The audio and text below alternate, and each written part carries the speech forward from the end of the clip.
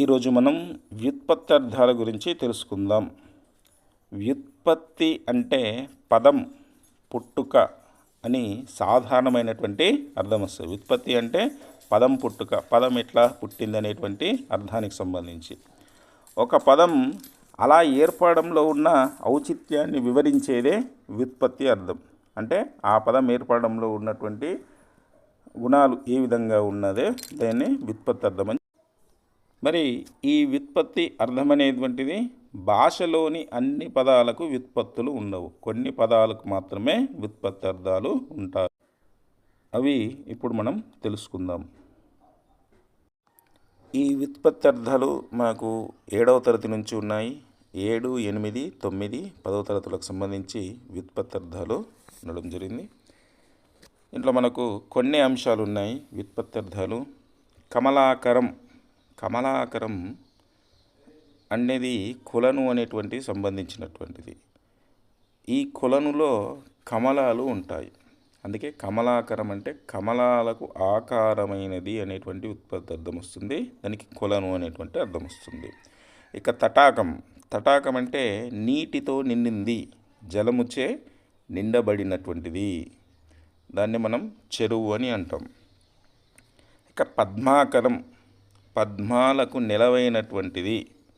దీన్ని మనం కొలను అంటాం. దీన్ని మనం చెరువు అని అనడం జరుగుతుంది. తర్వాత వసుధ. వసుధ అనేటువంటి దానికి అర్థం ఏంటంటే ద్రవ్యాదులను ధరించున్నది భూమి. వసుధ. వసుధ అంటే భూమి. తర్వాత రమానాథుడు. రమ భర్త అయినటువంటి వాడు ఎవడంటే విష్ణువు. రమ అంటే ఎవరు? ఇక్కడ లక్ష్మి అని అర్థం వస్తుంది.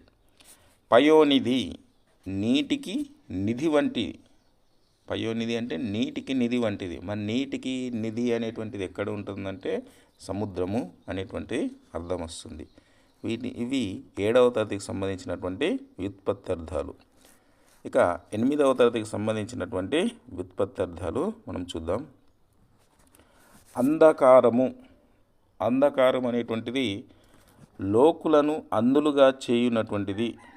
లోకులను అందులుగా చేయున్నది చీకటి అనేటువంటి అర్థం. కామారి. కామ హరి. కామ అంటే మన్మధుడు, హరి సంబంధించినటువంటి. మన్మధునికి శత్రువు ఎవరు? శివుడు అని అర్థం.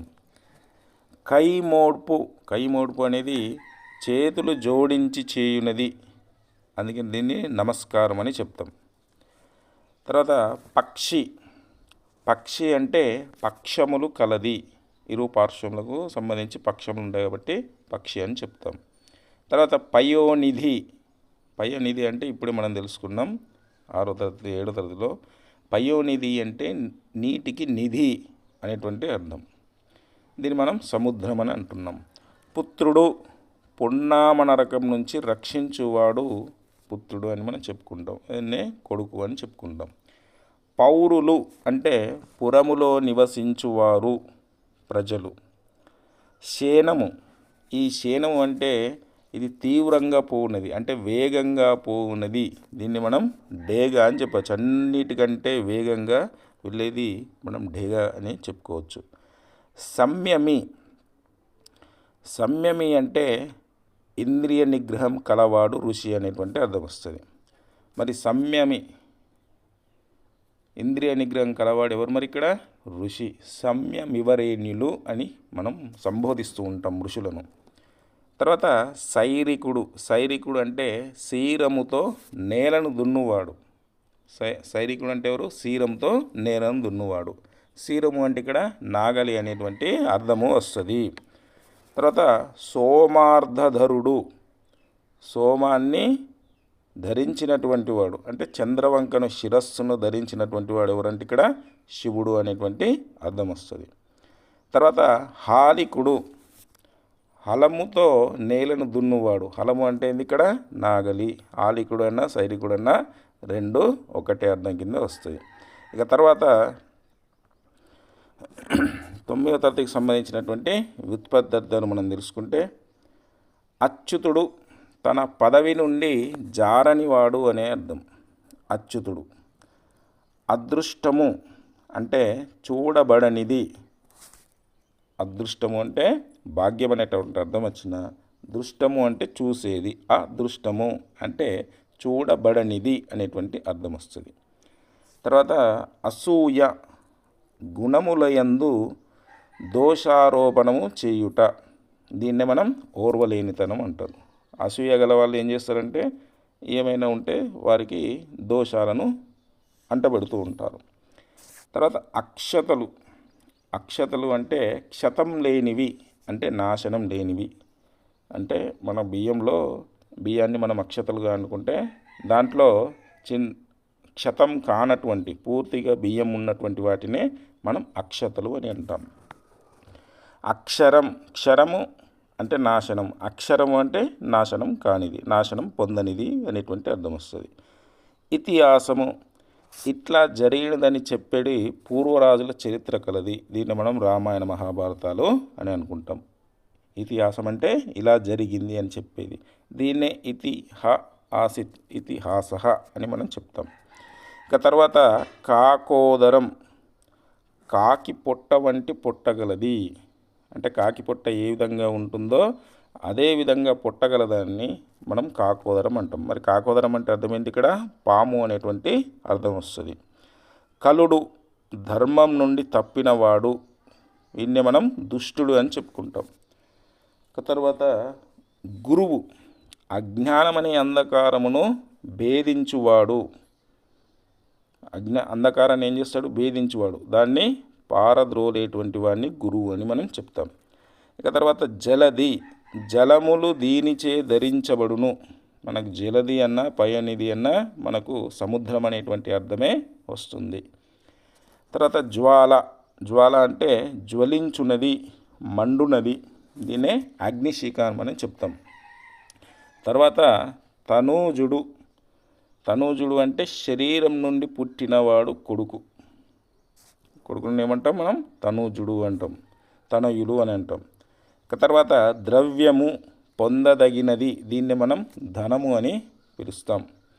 ధర్మతనూజుడు యమధర్మరాజు వరం వలన జన్మించినవాడు ధర్మరాజు. అంటే యమధర్మరాజు వల్ల జనించినటువంటి వాడు ధర్మరాజు అనేటువంటి అర్థం వస్తుంది. ఇక తర్వాత ద్వాంక్షం అంటే మాంసమును కాంక్షించున్నది, మాంసమును కోరుకునేటువంటిది ఏంటి? కాకి అనేటువంటి అర్థం వస్తుంది. తర్వాత ధేనువు అనేటువంటి అర్థం. ధేనువు అనే దానికి దూడకు పాలు గుడుపునేది ఆవు. అంటే దూడకు పాలిచ్చేదాన్ని మనం ఏమంటాం? ధేనువు, ఆవు అని మనం చెప్తాం. తర్వాత నృపాలుడు నరులను పాలించువాడు ఎవరైతే ఉన్నారో వారిని నృపాలుడు అంటాం. వారిని మనం రాజు అని పిలుస్తాం. పాషండు సంసార బంధాలకు అనుగుణంగా శాస్త్రమును వాడుకునేవాడు. అంటే ఈ శాస్త్రంలో ఒక విధంగా చెప్తే వాడి అవసరం కోసం ఇంకొక విధంగా చేసుకోవడం, వాని అవసరం మేరకు శాస్త్రాన్ని వాడుకునేటువంటి వాడిని పాషాండు అని మనం చెప్పుకుంటాం. బలిపుష్టము బలిగా ఇవ్వబడిన ఆహారంతో పోషించబడినది, దీన్ని మనం కాకి అని మనం చెప్పుకుంటాం. భాస్కరుడు అంటే ప్రకాశమును కలిగించేటువంటి వాడు అనేటువంటి అర్థం వస్తుంది. దీనికి మనం సూర్యుడు అని మనం చెప్పుకుంటాం. తర్వాత మానవులు అంటే ఎవరు ఇక్కడ? మరి మనువు సంతతి వారు, మనువు అనేటువంటి అతని యొక్క సంతతి వారు, వీరినే మనం నరులు అని చెప్తున్నాం. మున్నీరు సృష్టి ఆది నుండి ఉన్న నీరు అనేటువంటి అర్థం, దీన్ని మనం సముద్రం అని చెప్తాం. రూపాయి అంటే రౌప్యం నుండి వచ్చిన నాణ్యం. రౌప్యం అంటే అసలు అర్థం ఏంటి? వెండి నుంచి ఇంతకుముందు నాణాలు తయారు చేశారు కాబట్టి వాటిని మనం రౌప్యము అని పలకడం ద్వారా రూపాయి అనేటువంటి అర్థము కానవచ్చింది. తర్వాత వసుమతి బంగారమును గర్భమునందు గలది భూమి. వసుమతి అంటే ఏంది? మరి బంగారమును గర్భమునందు గలది భూమి అనేటువంటి అర్థం. భూమిలో చాలా రకాలైనటువంటి రత్నములు అన్నీ ఉన్నాయి కాబట్టి మనం వసుమతి అని పిలుస్తాము. తర్వాత విసపు మేతరి ఆలాహలమును మింగినవాడు. విసపు మేతరి అంటే ఆలాహలాన్ని మింగినటువంటి వాడు అంటే విషమును మింగినవాడు ఎవరు? శివుడు అని అర్థం.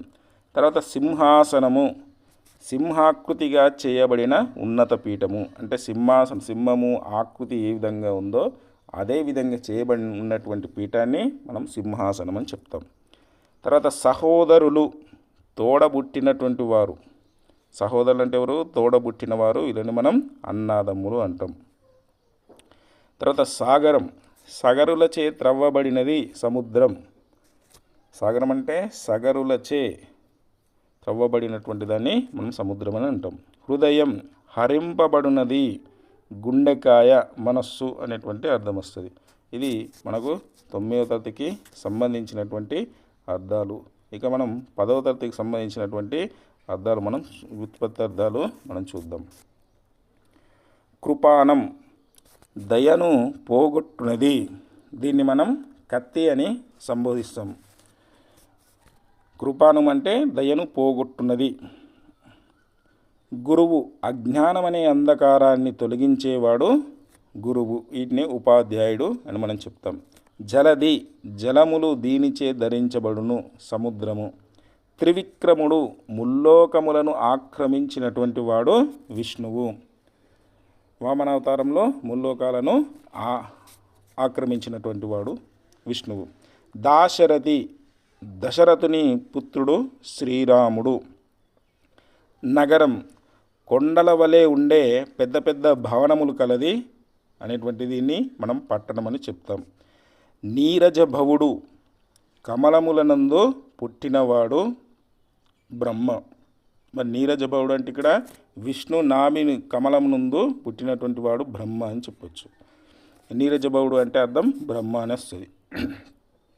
తర్వాత పారశర్యుడు, పరాశర మహర్షి కుమారుడు వ్యాసుడు అనేటువంటి అర్థం వస్తుంది. తర్వాత భవాని, భవుని భార్య పార్వతి. భవుడు అంటే ఇక్కడ ఎవరు? శివుడు. శివుని యొక్క భార్య పార్వతి. భాగీరథి, భగీరథునిచే తీసుకురాబడినది గంగ. తర్వాత భానువు, ప్రకాశించేవాడు సూర్యుడు. భాష, భాషింపబడినది, మాట అనే అర్థం. ముని, మౌనంగా ఉండేటువంటి వాడు అంటే ఋషి అనేటువంటి అర్థం వస్తుంది. వసుధ, బంగారమును గర్భమందు గలది భూమి. విష్ణువు, విశ్వమంతటా వ్యాపించి ఉండువాడు విష్ణుమూర్తి. హరుడు, ప్రళయకాలమున సర్వమును హరించువాడు శివుడు. ఈ విధంగా మనకు 7, 8, 9, 10వ తరగతులకు సంబంధించినటువంటి వ్యుత్పత్తి అర్థాలను మనం తెలుసుకున్నాం.